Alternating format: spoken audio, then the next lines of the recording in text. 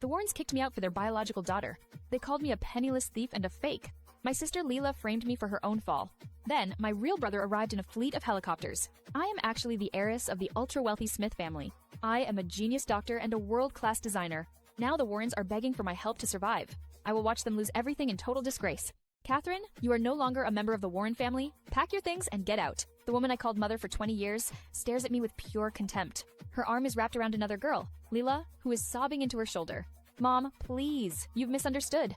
Katherine would never push me down the stairs on purpose. This is Lilah, their real daughter. I share no blood with the Warren family. A month ago, a blood test for my father, Roger, revealed a devastating truth. They quickly found their true daughter, Lilah, who was raised in a poor fishing village. Ever since she arrived, my life has been a living nightmare, but I'm done being their scapegoat. She appears gentle and innocent, but behind my parents' backs, she orchestrates one scheme after another, always making me take the blame.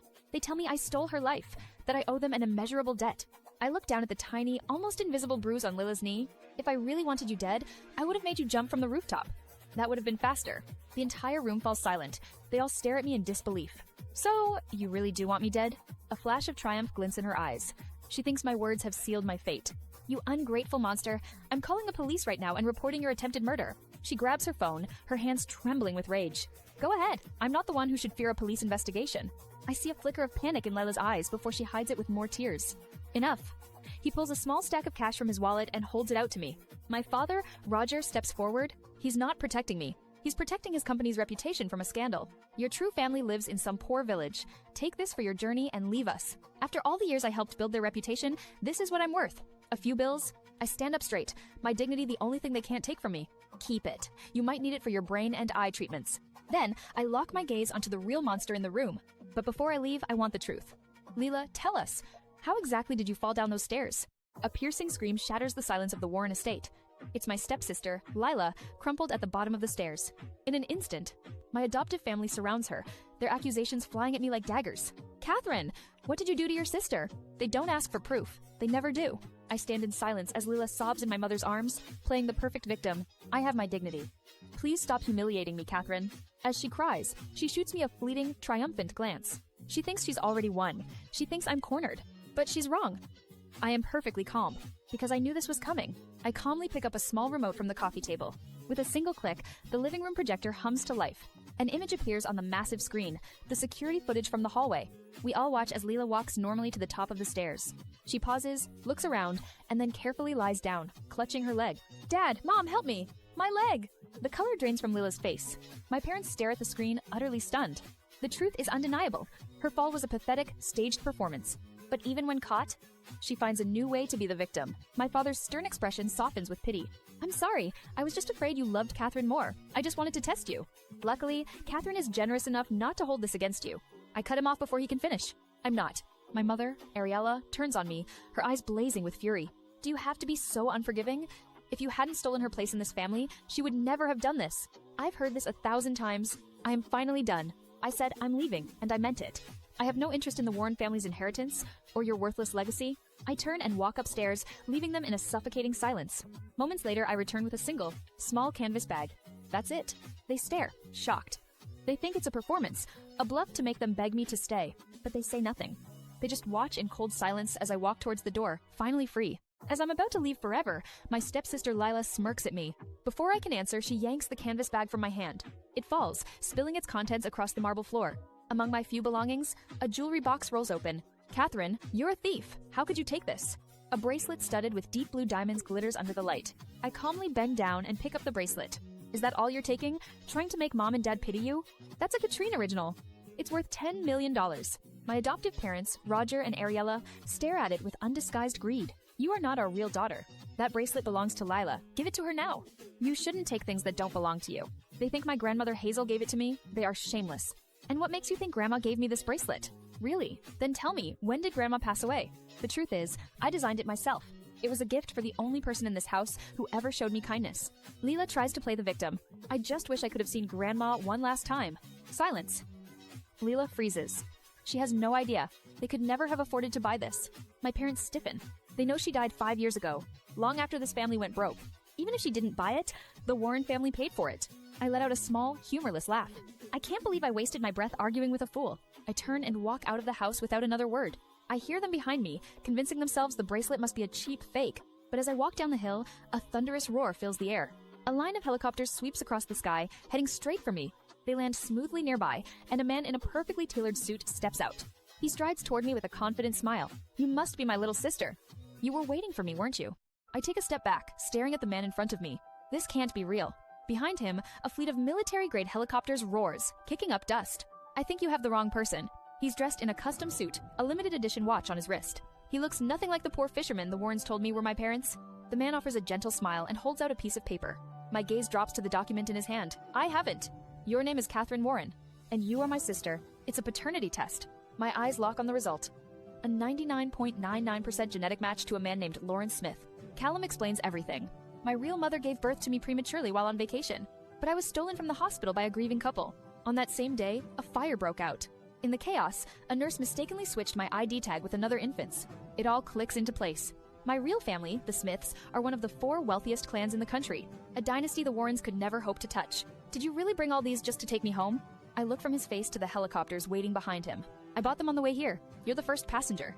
He tells me he also brought gifts for the Warrens. My face hardens. They don't deserve a thing. Antiques, gems, and shares worth over $1 billion. They're not home. Let's just go. I don't wait for his reply. I turn and walk decisively toward the nearest helicopter. But just as I reach for the door, I freeze. There's someone inside. My breath catches in my throat. Through the tinted window, I see a man with sculpted features, his long legs filling the cabin. It's Stephen White. What is he doing here? A man's gaze locks onto me the moment we land. This is Stephen White, the new head of the White family. His eyes are sharp, dissecting me as if I'm an unfamiliar prey. Have we met before? A man infamous for his ruthless, mercurial temperament. I know I must keep my distance from him. No. I lower my eyes, feigning obedience to hide the truth. My brother Callum steps between us, breaking the suffocating tension. This is Stephen White. Our families have been close for generations. I bought these helicopters from his family's flight base, just giving him a ride. The faint suspicion in his gaze seems to fade. I keep my expression perfectly serene. His eyes flick back to me one last time, still searching for something he can't place. I give you a 20% discount. Callum turns to me, his voice suddenly soft. Mom and Dad are waiting for you at home. They were overjoyed to hear you're alive. My heart skips a beat. Soon, our helicopters descend onto the grounds of a magnificent estate. As I follow Callum toward the main building, a slender woman rushes out to meet us. Before I can even register her features, she pulls me into a desperate, trembling embrace. My darling, I'm so sorry. This is all my fault. This is my biological mother, Juliette Smith. For 20 years, she has been relentlessly haunted by the guilt of losing me. Callum told me she punished herself day and night, her health deteriorating from the weight of her regret. Her tears soak my shoulder, a storm of 2 decades of pain. I gently wrap my arms around her fragile frame. It's all right. I'm home now. Her sobs finally break free, a lifetime of sorrow pouring out in my arms. I have finally returned to my family, but I can't forget the man with the suspicious eyes. I stand before my biological parents for the first time. My mother, Juliette, clings to my hand, her voice trembling. My darling, from now on, I'll take care of you. I won't ever let you leave my side again. Before I can answer, another woman steps forward, her smile perfectly polite. I'm Caylee Wright, your cousin. I've been looking after Aunt Juliette. I'm so happy you're finally home. Her words are sweet, but I feel the sharp edge of hostility hidden just beneath the surface. Caylee, thank you for everything, but now that Katherine is back, you don't need to come by so often. My mother turns to her. The smile vanishes from Caylee's face. Her eyes instantly turn red. Aunt Juliette, are you asking me to leave? My mother immediately backpedals, falling for the act. No, of course not. You can stay here with Katherine and me. Caylee looks at me, feigning innocence. Don't misunderstand, Katherine. I just want to stay by Aunt Juliette's side. I see right through her performance. That's fine. I don't mind. My mother then leads me to a room piled high with luxury gifts. I almost laugh. Most of the brands are my own secret designs. She ignores them and opens an ornate box. Inside is a breathtaking emerald necklace. This belonged to your grandmother. Now, I want you to have it. I know this piece. It's worth over $100 million. But it's more than that. It's the Wright family heirloom, a symbol of ultimate authority over the entire family. I glance over at Caylee. Her smile is frozen solid, a mask of bitterness and rage. She always believed that necklace would be hers. Aunt Juliette, this is the family heirloom. Shouldn't we consult Grandma first? But the girl she raised in my place, Caylee, forces a brittle smile. I look her dead in the eye. Katherine, you've probably never seen emeralds of such quality, have you? Would a necklace like that even suit you? My mother, Juliette, gives me a priceless emerald necklace. Do you want it? She thinks I'm just some poor girl from a fishing village. The entire room goes silent. Caylee is speechless. My mother looks at her confused. But, Caylee, you told me emeralds didn't suit you. Caylee's face twists, but she quickly hides it. I was only worried Katherine might not like it. I ignore her fake concern and turn to my mother. I like everything my mom gives me. Juliette's face lights up with pure joy. She pulls out a sleek black card and presses it into my hand. From now on, I'll give you so many more gifts. Buy whatever makes you happy. I see Caylee clench her fists. She gets $1 million allowance. This card is limitless. For the first time, I understand the difference between being loved and merely being tolerated. 2 days later, my father arranges a grand banquet to announce my return. My brother Callum is taking me for a dress fitting. Mom and Dad have prepared a surprise for you. He pulls up to a high-end store. I look up at the sign, and my heart stops. Katrine's Boutique. It's a version of my own name. Only something like this is worthy of you. Go try it on. Inside, a mannequin wears a white mermaid gown covered in shimmering diamonds. I step into the fitting room, but when I emerge in the gown, Callum is gone.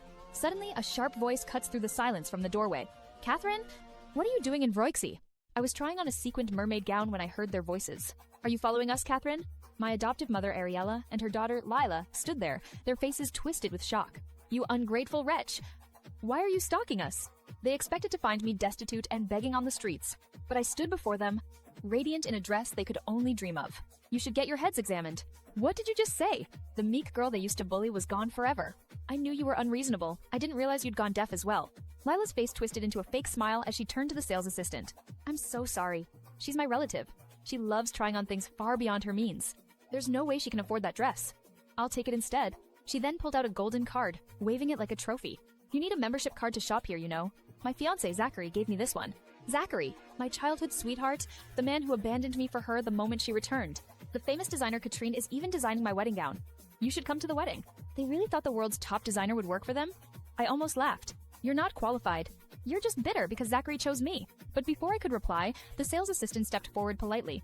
Miss, I'm afraid your platinum card does not grant purchasing rights for the ethereal dream gown. The words hit Lilah like a physical blow. What?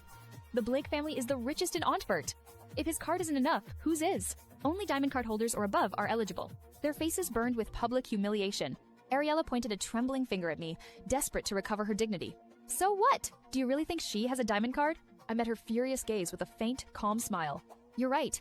I don't have a diamond card either. I'm trying on a gown when my adoptive mother, Ariella, points a finger at me. She's nothing but a fisherman's daughter. Throw her out at once. Her daughter, Lilah, smirks, savoring the scene. They think I can't afford to be here. Before the sales assistant can speak, I reach into my purse. I don't have a diamond card. Will this one do? I place a sleek black card on the counter. The entire boutique falls silent. The assistant's eyes widen in shock. This is an obsidian card. The obsidian card is the highest level of membership in the world. Only 5 exist, given by the designer herself. The assistant immediately bows her head. Of course, miss. Everything here is at your disposal. Ariella and Lilah stare, their faces pale with disbelief. Lilah's jealousy boils over. People with filthy minds tend to see filth everywhere. Katherine, how could you possibly have such a card? Did you get it from some wealthy sugar daddy? You disgraceful girl. Take that dress off right now. She lunges forward, grabbing at the hem of my gown. I step aside, my gaze turning to ice. Touch me again, and you'll regret it. But they are blinded by envy. Ariella charges again as Lilah blocks my escape. A sharp tearing sound rips through the air. The gown is ruined. Countless tiny diamonds scatter across the floor. A flash of satisfaction crosses their faces. I look from the torn dress to their sneering smiles. You'll pay for this. Pay? You tore it yourself. What does that have to do with us? Go explain to your sugar daddy why you wasted his money on a ruined dress. They laugh, certain that I am nothing more than a disposable mistress. They have no idea who they just provoked. The sales assistant steps in front of my adoptive mother and sister, her arms crossed. You damaged our merchandise. You are required to compensate for it, or we will involve the police. My sister Lilah immediately turns on me, her voice dripping with fake hurt. So this is how you repay us for raising you? By humiliating us in public? I've heard it all before. I'm done with their games. Go ahead. Call the police. My indifference makes my adoptive mother, Ariella, snap. She lunges forward, her hand raised to strike my face. But her palm never connects. A large, powerful hand clamps down on her wrist, stopping her cold. What do you think you're doing? It's Callum. His face is dark with anger, his eyes blazing. Ariella and Lilah freeze, their faces draining of all color. I see red, but Lilah's jealousy makes her reckless. She points a trembling finger at me. Mr. Smith, don't be deceived by her. Who knows which rich man gave her that card? She's accusing me of having a sugar daddy, right in front of the most powerful man in the city. The sharp crack of my hand across her face silences the entire store. You bitch! How dare you hit me? Say one more filthy word, and I'll make sure you never speak again. My voice is barely a whisper, but they both recoil in fear. It feels wonderful. They look from my cold expression to Callum, who hasn't moved from my side. And the horrifying realization finally hits them. They just insulted my sugar daddy to his face. For the first time in my life, someone is standing up for me, shielding me without hesitation. You must take responsibility for what you've done. If you can't pay, you'll answer to the law. I take Callum's arm. and together we walk away. Ladies, shall we go to the police station together? As my mother and sister turn to flee, the sales assistant calmly blocks their path. In the boutique, my stepmother Ariella and stepsister Lilah refuse to pay for the dress they destroyed. Katherine already wore it. It's her problem. Mom, no, just pay. Think of my engagement. The sales assistant calmly picks up her phone to call the police. A loud, unforgiving beep fills the silence. Humiliated, Ariella throws her credit card on the counter. Insufficient funds. That's impossible. There are millions in there. The assistant gives them a cold smile. The ethereal dream gown costs $8 million. Their faces turn white. They're forced to drain Lilah's engagement gift from Zachary to cover the bill. Later, in the car, my brother Callum is silent with rage. He hangs up and looks at the ruined dress in my lap. He dials our father. Dad, cut off the Warren family. All contracts terminated. Now. It's a shame. You looked so beautiful in it. It's not ruined. Watch. With a few deft moves, I detach the torn layer of diamond tulle. I rework it seamlessly into the waistband. The dress is transformed into a stunning, asymmetrical masterpiece. How did you do that? You're a natural designer. A message from my partner, Riley, flashes on the screen. When we arrive at the Smith Manor, my phone won't stop buzzing. We've made a fortune. Another text pops up. She sends a screenshot of a $100 million transfer. The payment is from a man named Stefan. He wants a comprehensive investigation into the newly returned Smith family heiress. Problem is, there are 0 leads on her.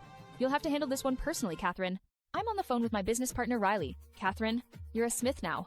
But your parents were fishermen. I give her the short version of the story. Finally, without your money, those parasites will collapse. Then I give her a direct order. Withdraw all our investments from the Warren Group. Immediately, she knows I secretly poured billions into that family, only for them to treat me like dirt. I hang up and continue walking through the massive estate. Suddenly, a hand ruffles my hair.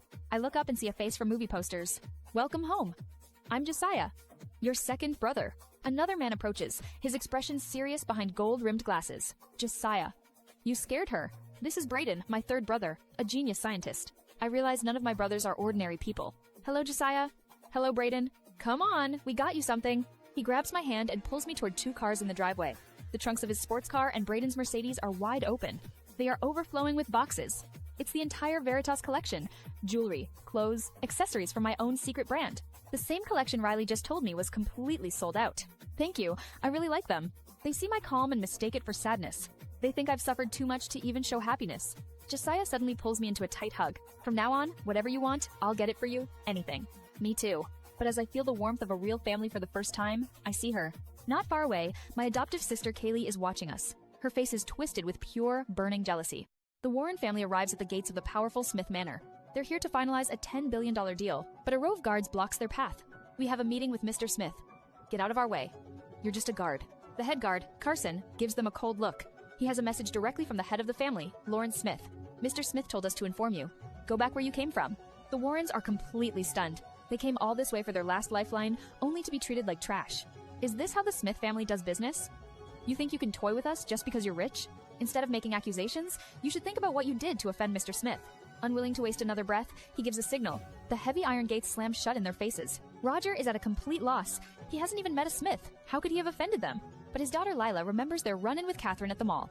Dad, it has to be Katherine. She's getting her revenge on us. She twists the story, painting Katherine as a monster who used her connections to humiliate them. That's it. She came to this city just to ruin our family. That ungrateful girl. After everything we did for her, how could she be so vicious? Just then, the gates slowly open again. A limited edition pink Bentley rolls out. The woman inside, Caylee, is draped in luxury from head to toe.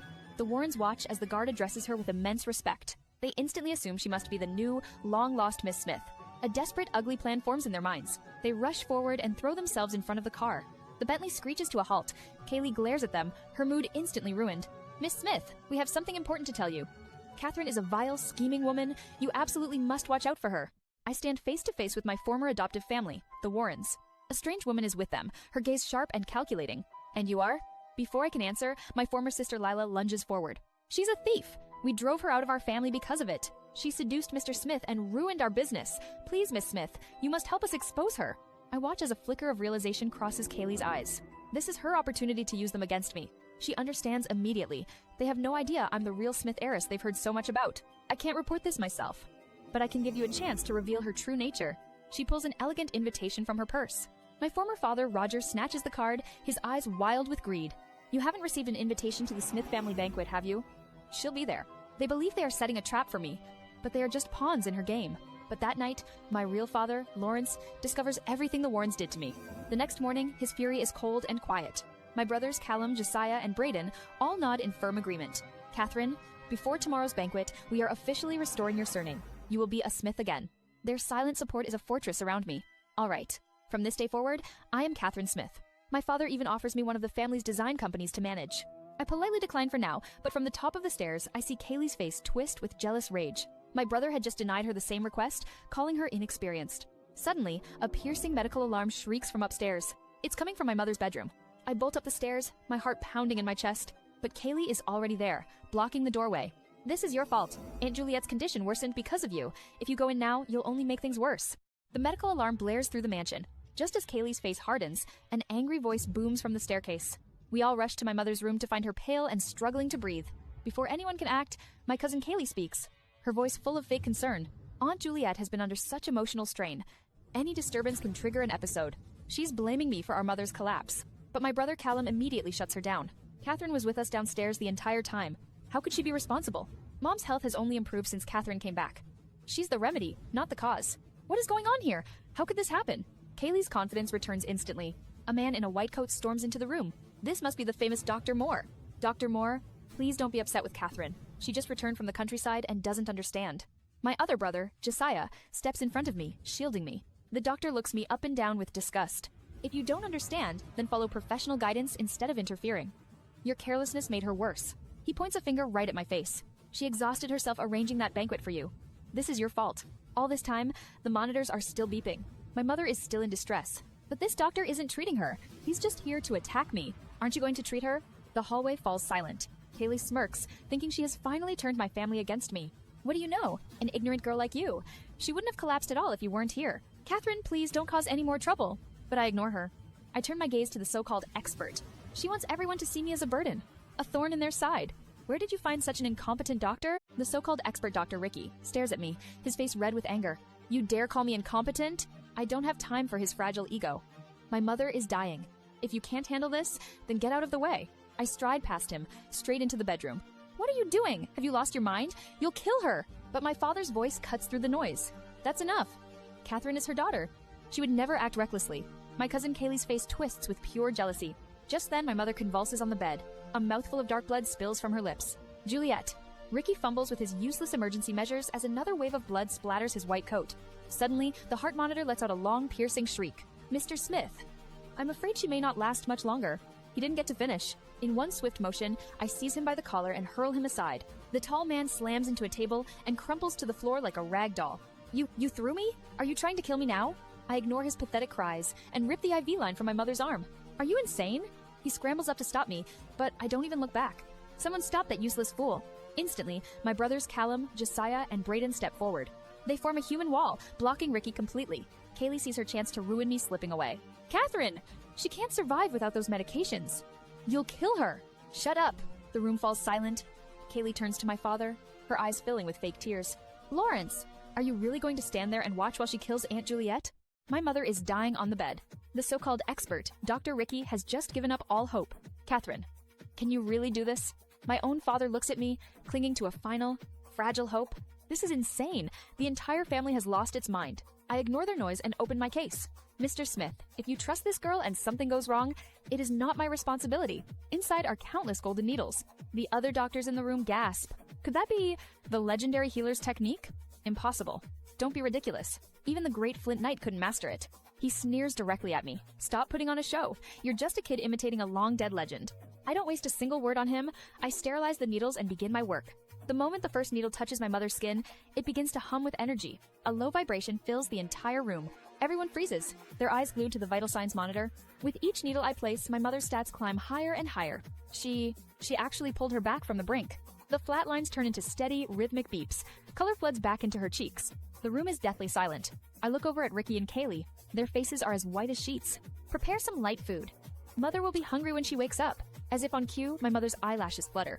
We need to get her to a hospital. For a full examination, we can't risk hidden complications. He can't stand being proven wrong. I calmly pack my needles away. His face turns beet red, but he is speechless.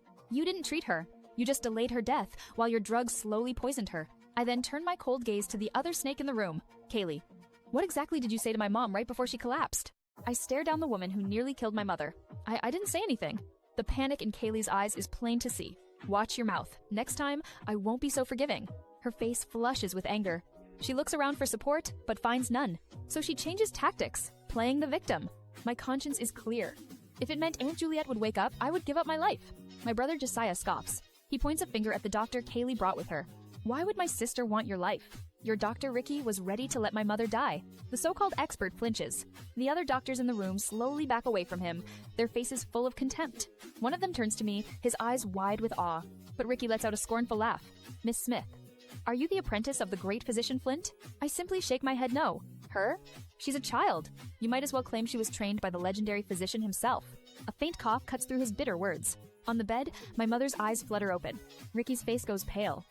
I rush to my mother's side and check her pulse. She's stable. That's impossible. My father's voice is like ice. What you said about my daughter is slander. My lawyers will be in touch. Get out. Ricky drops to his knees, begging. But my father's face is stone. In a final, desperate act, he turns on Caylee. Miss Wright, you hired me. You know my skills. This is your fault.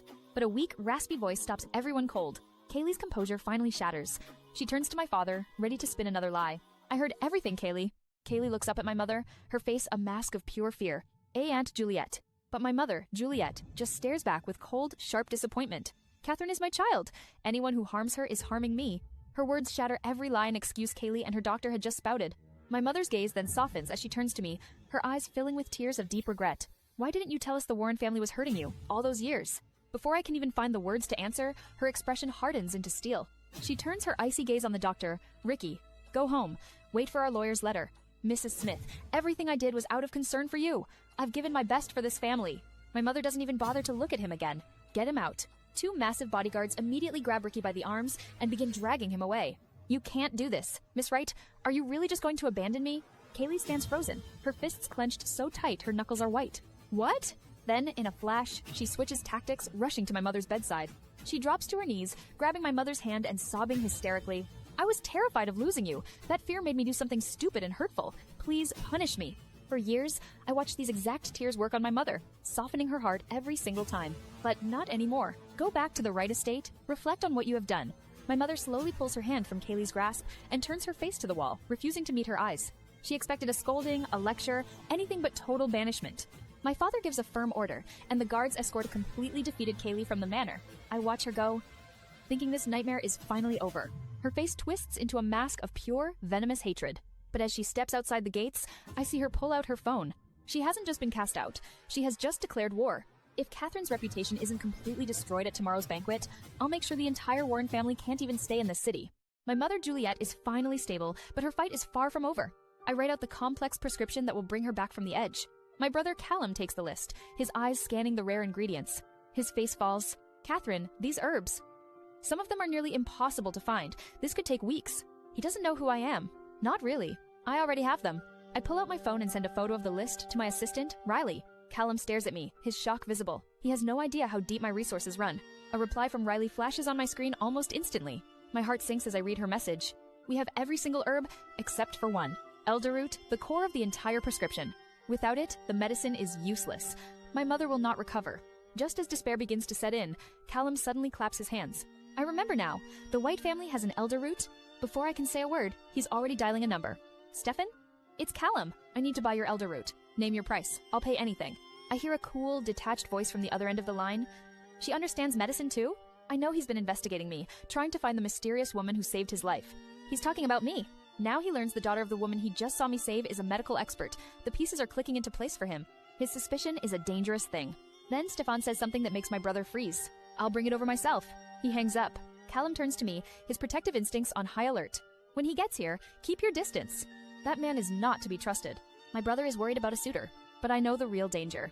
A year ago, Stefan White survived an assassination attempt by the most ruthless killers in Masada. The people who ordered the hit were never found. He isn't just suspicious, he's a target. And now, he's coming here. A man in a perfectly tailored suit brushes past my brother Callum. What connection do you have with the Shadow League? He ignores him completely and stops right in front of me, invading my personal space. He leans in, his voice a low whisper only I can hear. The Shadow League, my secret hacker organization. The one I founded, and the one that turned down his very expensive job offer. What Shadow League?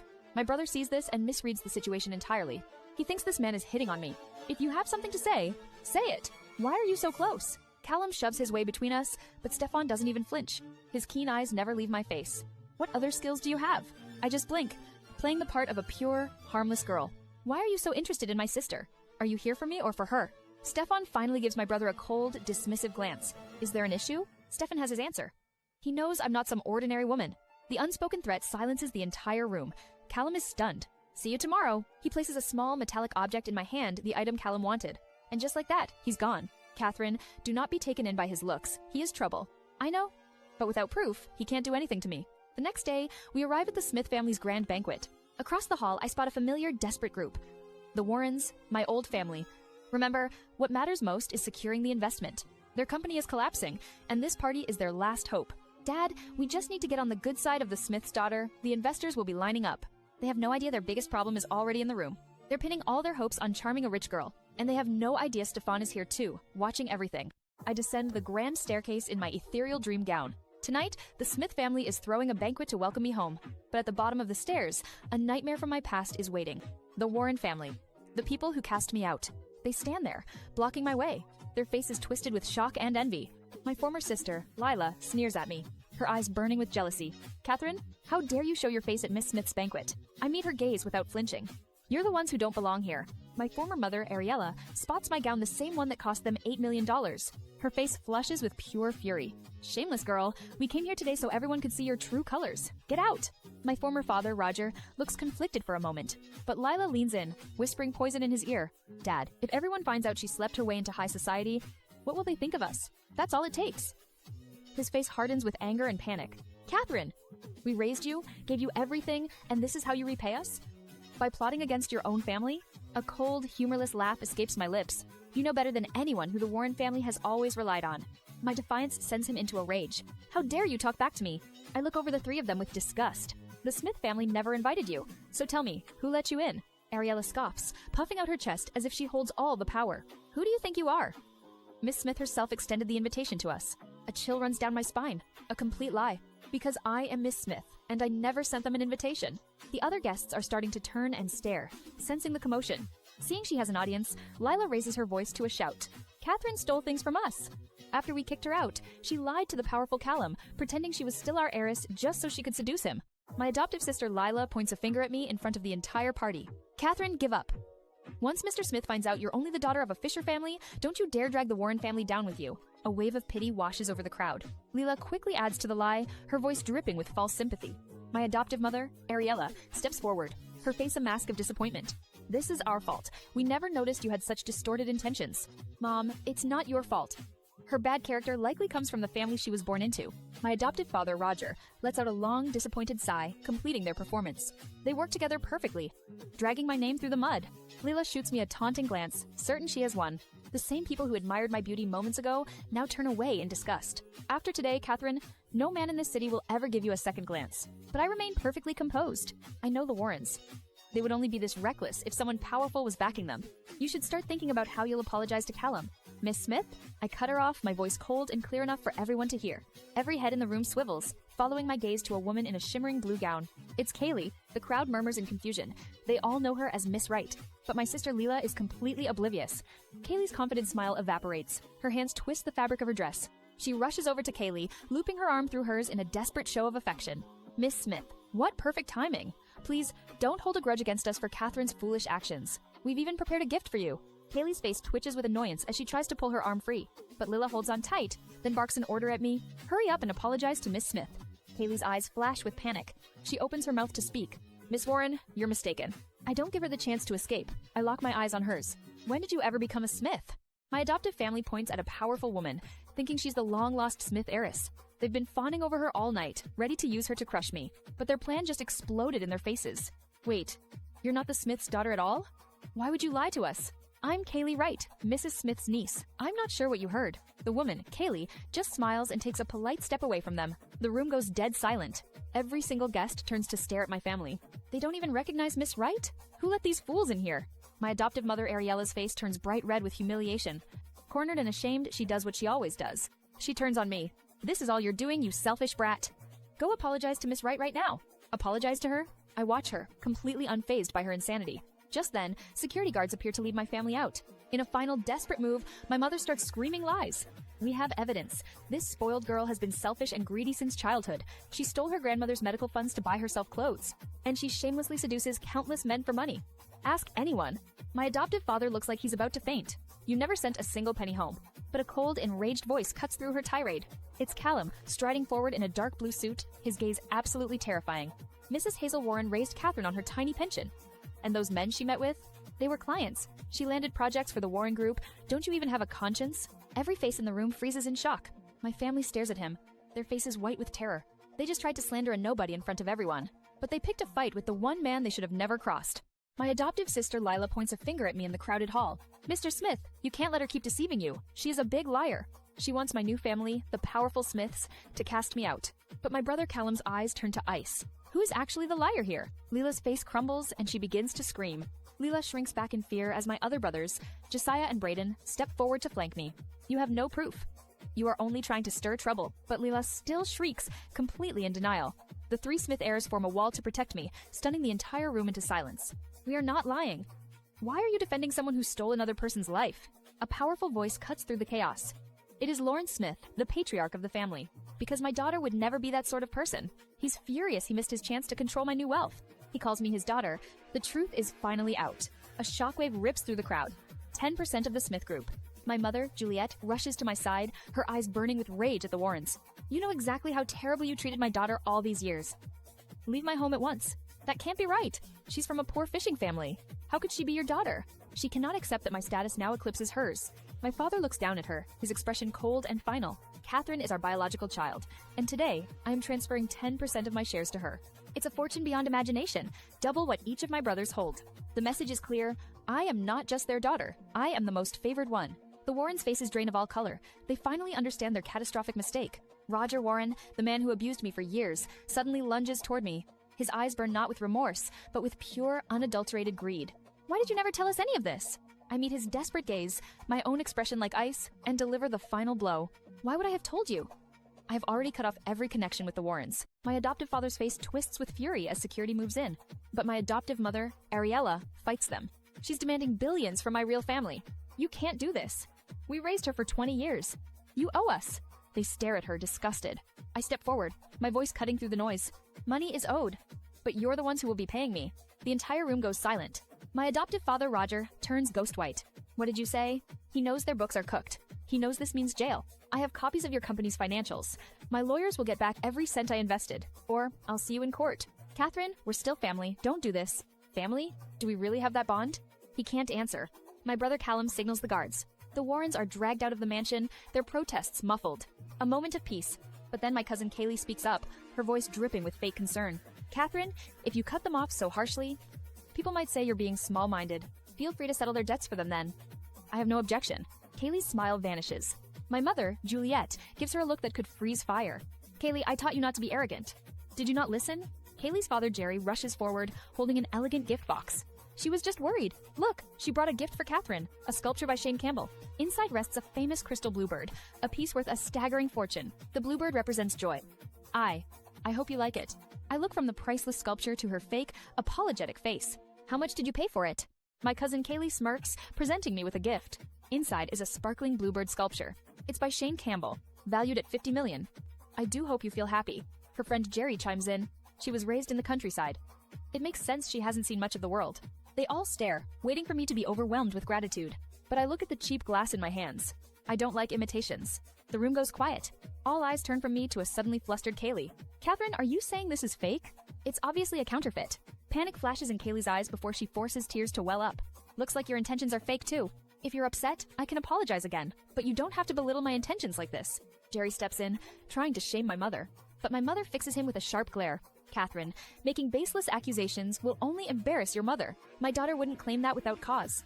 She has every right to question it. Cornered. Caylee issues a challenge. Her voice pitiful. I look at the sculpture in my hand. Then prove it. Prove it's fake, or my reputation will be ruined. Then I flip it lightly into the air. You destroy it just because you hate me? The crowd gasps, holding their breath as it falls perfectly back into my palm. The original is clear crystal. This is colored glass. It's 50 grams too light. I turn it over in my hand, showing everyone the base. And they forgot to replicate the inner marking. A wave of murmurs ripples through the crowd. They stare at Caylee, their expressions shifting from doubt to disdain. Jerry, pale and sweating, turns on her. You kept the receipt, right? Show everyone the receipt now. My stepsister Caylee's face is pale. Everyone knows her gift is a cheap fake. My brother, Callum, takes out his phone. I'll just call the seller Shane. We'll ask him who bought the original. No! She lunges for his phone, but Callum steps aside. In a flash of desperation, she spins around and runs toward the gift table. She grabs the fake bluebird statue and smashes it on the marble floor. It shatters into 1,000 tiny pieces. She thinks she's destroyed the evidence. Just a small accident. Don't worry, I'll buy you a much better gift next time. Her father quickly orders the servants to sweep away the broken glass. They think they can just erase her lie. But just then, a shout comes from the entrance. Mr. White is here! Stephen White! A wave of shock runs through the room. The most ruthless and powerful man in the city walks in. He never attends these events. His cold eyes scan the crowd, passing over everyone until they lock onto me. He walks straight to me, a faint smile on his lips. Congratulations, Miss Smith. I see Caylee nearby, her nails digging into her palms, her face burning with jealousy. Stephen holds out a perfectly wrapped gift box. This is for you. Open it. I hesitate for a second, then open the lid. The entire room gasps. It's the real one. Inside is the bluebird crystal sculpture. Perfect, radiant, and unbroken. Caylee's face drains of all color. She stumbles backward, clutching a table to keep from falling. She has been exposed in the most humiliating way possible. I look at the real gift, then up at the man who brought it. And I realize Stefan White is a dangerously cunning man. My cousin Caylee is exposed as a liar in front of everyone. She stumbles backward, her face a mask of panic. The bluebird sculpture Stefan just gave me is identical to the one she claimed was a one-of-a-kind gift. Her father Jerry grabs her arm, hissing in her ear. Caylee, who bought that for you? Someone set you up. They quickly invent a story. It was my assistant. He deceived me with a fake. I'll fire him immediately. Jerry turns to me, forcing a pathetic smile. Caylee was tricked as well. Please don't blame her for this, Katherine. I let out a soft laugh, making sure everyone can hear. Before he can retort, his own sister Juliette cuts him down. Fooled by schemes, fooled by her own assistant. Uncle Jerry, doesn't that just sound ridiculous? You should educate her properly. Otherwise, she'll just keep embarrassing herself. The room goes silent. Jerry's face flushes with rage and humiliation. Katherine is right. Your daughter made a mistake, and that falls on you as her father. The blood drains from Caylee's face. Defeated, Jerry shoots his daughter a venomous glare before storming out of the hall. Left alone to face the mockery, Caylee does the only thing she can. She fakes a collapse and is carried away. Just as the scene settles, Stefan leans in close to me. Do you like the gift I prepared for you? He isn't just talking about the sculpture. He's talking about the public revenge he just handed me. I like it. I freeze. I realize now he never intended to help me for free. Good. Then pay me back for this. And for yesterday's favor, too. He lowers his voice, his breath brushing against my ear. Katherine, just how many secrets are you hiding? I look him in the eye, my expression perfectly innocent. I don't understand. As for repayment, you should discuss it with Callum. The entire room is watching, stunned, as the powerful Stefan White relentlessly pursues me, only to be coolly turned away. Instead of anger, a slow smile spreads across his face. After the banquet, my status in Vroixy society is cemented. But I only care about one thing, my real family, the Smiths. I have prepared a special gift, just for them. I present 5 custom-made watches, a matching set crafted from rare azure gemstones. They are stunned by the design. Then, they flip the watches over and see the logo. Katrine, Josiah, an expert in luxury, has never seen this model before. I let the next words sink in. That's because this is a new design. It has not been released to the public. And it never will be. These were made only for you. They have no idea that I'm Katrine. They stare at me, their minds racing. They think I must be a close friend of the mysterious designer. You don't like them? It is the first present I have ever given them. We do. We love them. They immediately put the watches on their wrists, treating them like priceless treasures. But our perfect family moment is shattered. The butler runs into the room, his face pale with panic. Mrs. Smith! Miss Wright is at the entrance. She's covered in injuries, and she fainted. The name hangs in the air. Caylee. Juliette's face instantly turns to stone. Bring her inside. Now. And call the doctor. A half hour later, Caylee lies in a bed, hooked up to an IV. Her eyes flutter open, filled with tears as she looks at Juliette. Auntie, tell me who did this to you. No one, Auntie. I just fell. It was an accident. A pathetic, obvious lie. Juliette clenches her fists, her voice dropping to a deadly whisper. He's gotten bolder. It seems he's forgotten every single warning I ever gave him. I'm dealing with my manipulative cousin when my phone buzzes, shattering the quiet. It's an urgent message from my partner, Riley. Britton has gone missing during a mission. My blood runs cold. Britton Holt is my friend, one of the most skilled operatives in the world. He has never failed a mission, ever. Explain, now. He was escorting someone to Vroixy. We lost contact after he landed this morning. His last tracked location was the Empire Club. The Empire Club, a notorious den for every kind of criminal and illicit business. If he disappeared in there, his life is in grave danger. I immediately return to my room and power on a sleek black microcomputer. My fingers become a blur, flying across the keyboard as lines of complex code race across the screen. In less than a minute, a single red dot appears on the map, pinpointing a precise spot deep inside the club. He's definitely inside. I'm going over now. Have people ready outside. Understood. Be careful. I stare at the map, my eyes fixed on the location. That area belongs to the White family. I remember the strange look on Stefan's face when he left a few days ago. 30 minutes later, my car screeches to a halt at the entrance of the Empire Club. A burly man with a scarred face blocks my path. This isn't somewhere for little girls like you. Go to the amusement park instead. I'm here to meet someone. He scoffs, his eyes raking over me, before he reaches out and roughly pinches my chin. Another girl trying to attach herself to some rich guy? Cute little thing. Before he can finish his sentence, a sharp, sickening crack echoes through the air. I twist his hand, and his finger fractures instantly. He collapses to the ground, clutching his ruined hand and writhing in agony. You little brat, you actually broke my finger. I look down at him, my expression unreadable. This place is too noisy. My icy glare freezes him with terror, but his rage takes over. Where's everyone? Get her now! The head of security at the Empire Club steps in my way. Stay out of my way. He thinks he's tough. He throws a punch. I'll show you who you are messing with today. I sidestep easily. A single sharp kick sends him flying 10 feet back, coughing up blood. As I walk past him into the club, I deliberately crush his hand under my heel. His scream echoes behind me, but I don't even look back. The club security scours every camera, every exit. I'm not here for a fight. I'm here to find someone, but they're looking for a ghost. I'm already on the 3rd floor. My tracking device leads me to a single, unmarked door. This is where my target, Britain, should be. I slip inside the dark room. The air is thick with the smell of blood, but the man slumped on the sofa isn't Britain. It's Stefan White, the powerful man I met at the banquet. My comms device buzzes. It's my handler, Riley. She tells me Britain escaped on his own. Stefan was the one who saved him, fighting off a team of assassins. He's clutching his side, his face pale from a serious injury. I move closer to inspect his wound. Suddenly, his eyes snap open. They are ice cold and razor sharp. With impossible speed, he grabs my wrist. In one fluid motion, he flips me onto the sofa, pinning me beneath his body. Who are you? I keep my voice steady, feigning innocence. You don't remember me? We met at the banquet a few days back. His mind is foggy with pain, but his grip is like iron. What are you doing here? I was just passing time and got a little lost. Do we really have to speak like this? Then, a flicker of clarity cuts through his haze. He sees right through my act. You're lying to me again. I try to push him off, to dismiss his words as feverish nonsense. I press my hand against his chest, but he doesn't move an inch. You're delirious from that wound. You need a doctor. But he holds me fast, his voice low and demanding, stripped of all its usual power. Promise me you aren't lying. I regain consciousness, and she is standing right there. Move. Doesn't it hurt pressing your weight on that injury? Katherine, for a moment, I think I'm hallucinating from the pain, but then her warmth presses lightly against me, and the fog in my mind clears. This is my private lounge.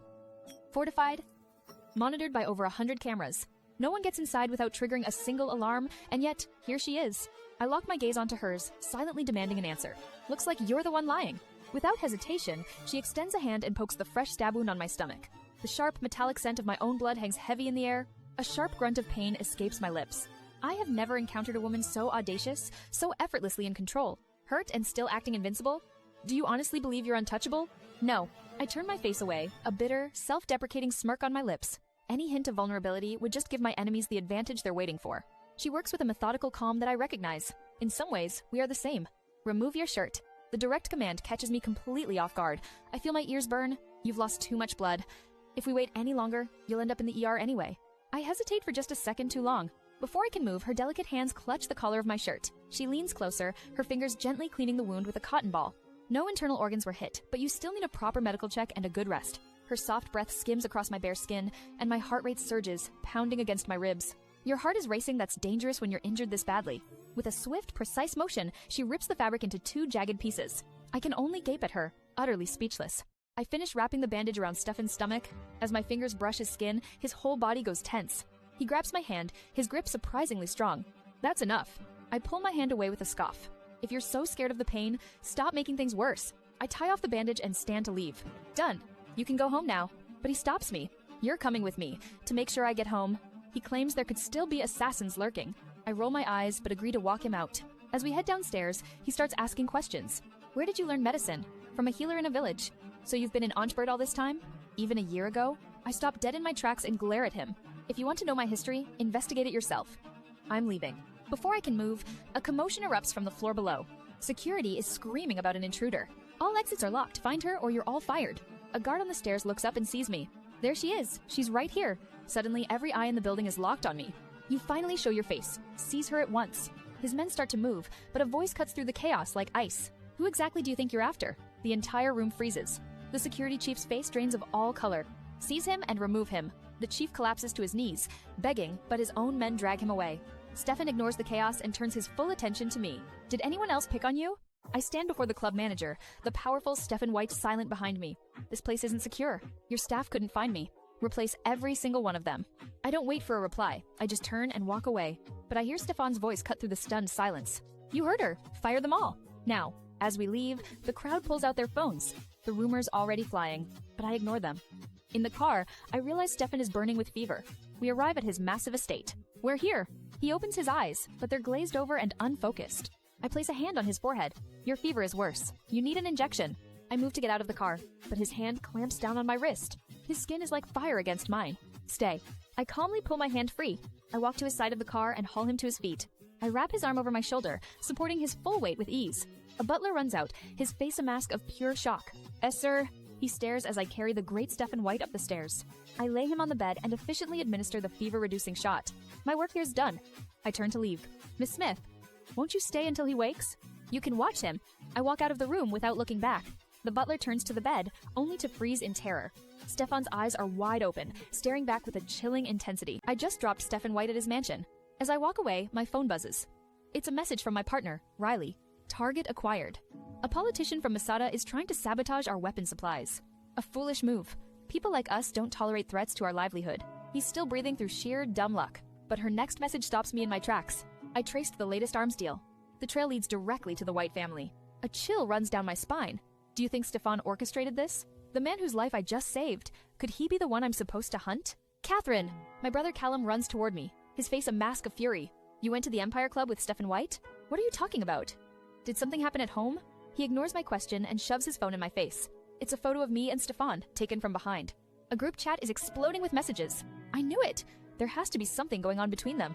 They actually look like a good match. Even from the back. I calmly meet my brother's angry gaze. If I had known Mr. White liked this type, I would have acted innocent too. We ran into each other by chance. His house was on my way, so I walked him back. You accompanied that man to his home? The way he looked at you was off. I saw it. He seethes, blaming Stefan for everything. He's clearly decided to take matters into his own hands. Later, at dinner, he addresses our parents. Katherine has real talent in design. It's time she took full charge of the Aether project. I stare at him in disbelief. He thinks a new project will keep me away from Stefan, but he has no idea what's really at stake. At the dinner table, my brother Callum makes an announcement that shatters the fragile peace. He offers me full control of Aether, a luxury brand founded by our grandmother and meant as a wedding gift for my mother, Juliette. Across from me, my cousin Caylee's spoon clatters onto her expensive plate, the sharp sound echoing in the sudden, tense silence. That's absurd! Managing a corporation is a huge burden. Katherine just returned. She can't handle it. She has been living in our home, acting meek and quiet, but this offer has finally revealed her true colors. No one is born a manager, Caylee. I will arrange for Katherine to have all the guidance and support she needs. Aunt and Grandma already promised Aether to me. I've been following the company for years. Are you just going to ignore all my effort? I raise an eyebrow, intrigued by her panicked reaction. The accusation hangs in the air, thick and ugly. They planned for you to gain experience after graduation, but you repeatedly refused to start from an entry-level position. I had to stay here to look after Aunt. And why should I have to start at the bottom? I never said Katherine would be exempt from starting at the foundation. Caylee's face falls, her expression turning cold and hard. His words are a clear dismissal, exposing her naked greed. Defeated, Caylee turns to my mother, clutching her hand and putting on a pitiful act. Aunt, Aether was Grandma's life's work. I can't bear to watch it crumble in the wrong hands. I finally break my silence, my voice cutting through her performance. Caylee, what makes you so certain that I would damage Aether? And you are highly knowledgeable in design? She flinches, then quickly masks her resentment with a sharp, condescending tone. You studied finance. Callum saying you have talent means nothing. You don't understand design. So how could you possibly manage Aether? Of course. I have a degree in jewelry design from Vroixie University, and I'm currently working on my master's in fashion design. She looks down her nose at me, pretending to be concerned. I'm just looking out for you. You should gain experience at a smaller company first. Don't interfere with Aether. I nod slowly, focusing on one part of her arrogant speech. So, you still haven't completed your graduation? I personally found it fairly manageable. Have you ever pursued a double major? Do you have any idea how difficult it is to earn a second master's degree? Don't say that in public. People might mistakenly believe you actually hold 2 master's degrees already. She laughs, absolutely certain of my ignorance. But my next words wipe the smirk right off her face. To her complete astonishment, I give a small, calm smile. To be precise, I hold 3 doctoral degrees. In front of my entire family, Caylee calls me a liar. I don't waste my breath arguing. 3 doctoral degrees? I understand you want to show off, Katherine, but making up a lie this embarrassing is pathetic. I simply pull out my phone. The color drains from Caylee's face. How could that even be possible? I log into the alumni portal of my former university and turn the screen to her. It shows my 3 doctoral degrees, finance, fashion design, and jewelry design, all from Asteron University, one of the most elite institutions in the world. Just because it's beyond your reach doesn't mean it's beyond mine. Then what are you proposing? My brother, Callum, is stunned. He realizes my past was intentionally hidden. You're incredible, Katherine. With you, our Nukkanti Aether will reach a whole new level. No! She can't stand to lose. She immediately changes the rules of the game. Degrees mean nothing. You have no real-world management experience. The staff will never acknowledge you. A fair competition. We both join Aether as entry-level designers. Whoever generates less revenue this quarter loses. My brother knows it's a trap, but I don't hesitate. All right, but what happens when you're the one who loses? A mocking smirk crosses her face, certain I've just walked into my own doom. Go ahead, name your terms. The loser must leave Roxy to pursue further studies. After all, Asteron University's program is significantly superior. Fine, it's settled. And no outside help. If you only win because of your family, you have to concede defeat. My family looks on, deeply worried. They think she has me backed into a corner. Her expression contorts with anger. All right. After all, I am my own strongest support system. My first day at the prestigious design firm, Aether, starts with an interrogation. An intermediate designer named Rosina blocks my path, her eyes sharp and hostile.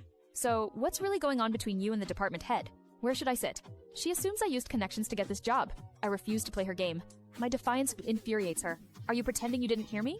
With a mocking smirk, she leads me to a desk covered in a thick layer of dust. She slams a heavy stack of folders onto the table, sending dust swirling into the air. You're in charge of getting everyone coffee. After that, print and sort all of these. Does Aether always treat new hires like this, or are you just looking for an excuse to pick on someone? Every newcomer starts at the bottom. Your connections don't let you skip the line. It's shoved right next to the office trash bin. Just then, another new designer arrives late. It's Caylee. I'm so sorry, everyone. To make up for it, coffee is on me. Miss Wright is stunning and so generous. But instead of being disciplined, the entire office erupts in applause for her. We're lucky to have you. You graduated top of your class. I quickly understand the double standard. Caylee is the niece of the company's owner, and everyone believes she's the future CEO. Rosina immediately uses the opportunity to humiliate me further. Miss Wright truly has insight, unlike some people who lack ability and still act superior. She glares right at me. Caylee shoots me a smug, taunting glance, soaking in the praise. Then, she turns and walks straight into her own private office. I break the silence, my voice cutting through the office. But she's a junior designer, the exact same rank as me. She's also a junior designer. Why does she get her own office? I stand in the middle of the design department, and the entire room goes completely quiet. Every single person is staring at me in shock, convinced I've lost my mind. I require a private workspace. A junior designer named Rosina is the first to break the silence with a mocking scoff. Who do you think you are? If Miss Wright says the word, you'd be kicked out of Aether immediately. She's talking about Caylee, my rival, who stands there with a polite, practiced smile. She's the one who secretly told everyone to give me a hard time. I slowly shift my gaze from Rosina and lock eyes with her. Is that how it works? Caylee's smile tightens. She knows it's a complete lie. Our agreement states we both start as equals and compete based on performance. I'm only a junior designer here, but she has intentionally concealed my true identity as the long-lost daughter of the Smith family. If they knew, not a single person here would dare oppose me. Her gentle and courteous act is flawless. The design team immediately feels protective of her, turning their hostile glares back toward me. Just then, the department director, Jeffrey Freeman, walks back in from a meeting. He received instructions last night to personally take care of the general manager's younger sister. He naturally assumed that meant Caylee. He barely even considered my resume. In his mind, gaining Caylee's favor is far more valuable for his future. Private offices require formal approval before assignment. Since you never submitted an application, you'll need to use another workstation. Caylee seizes the moment, putting on a graceful show of false modesty for everyone to see. We're all working toward Aether's success, so desk arrangements really aren't that important. I see my opening, a perfect chance to flip her manipulative words right back on her. How thoughtful of you. In that case, you can take this desk instead. Before anyone can react or even form a coherent thought, I walk straight toward the private office they had prepared for her. I slam the door shut behind me, the loud sound echoing through the now utterly bewildered and silent room. A few minutes pass. I'm responding to a text when my office door is pushed open. It's the director, Jeffrey. He steps inside and quietly shuts the door, trapping us both in the room. He thinks he has all the power here. He slowly steps closer and casually sits on the edge of my desk, invading my personal space. Katherine, I understand that newcomers often feel confident and proud, but learning humility is still very important.